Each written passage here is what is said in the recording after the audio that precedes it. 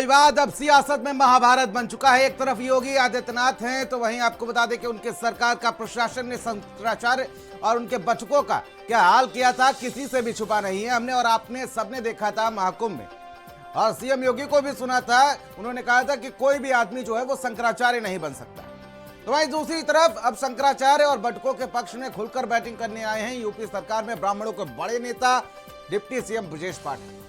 मौनी अमावस्या पर शंकराचार्य की रास्ता रोकी गई, बचकों की शिखा खींची गई और यहीं से आस्था बनाम प्रशासन की जंग छिड़ गई। अब डिप्टी सीएम ब्रजेश पाठक ने बयान दिया है कि यह महापाप है, और उस बयान ने सियासत में आग में घी डाल दिया। शिखा को महापाप कहकर उन्होंने बहस छेड़ दी, जबकि केशव प्रसाद मौर्य पहले ही माफी मांग चुके हैं। तो वहीं शिवपाल यादव ने भी सीधे निशाना साधा है योगी सरकार पर। अब सवाल सीधा है, यह संतुलन की राजनीति है या फिर भीतर की खींचतान। प्रयागराज में तो संगम है, लेकिन अब सियासी संग्राम है। रिपोर्ट के जरिए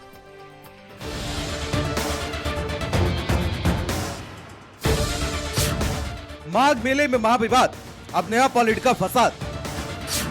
शिखा पर सियासत, ब्रजेश पाठक के बयान से आफत। शंकराचार्य का अपमान, सियासत को सुलगाने वाला बयान। सपा ने साधा निशाना, केशव के बाद पाठक का फसाना।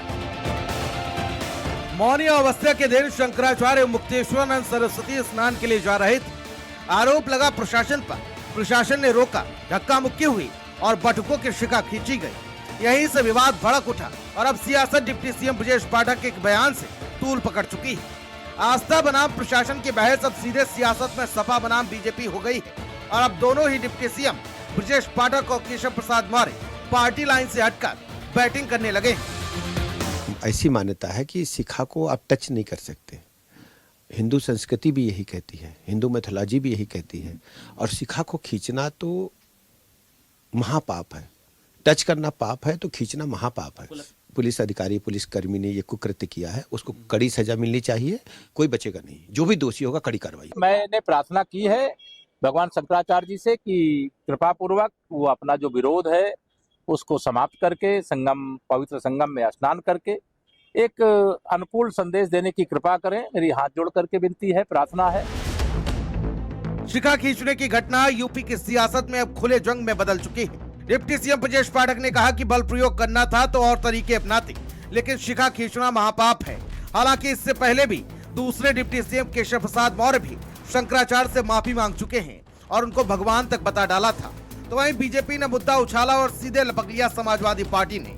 सपा के राष्ट्र महासचिव शिवपाल यादव ने तर्क दिया है, कैबिनेट में रहकर सरकार को कोसना ये नैतिकता है या राजनीतिक रणनीति।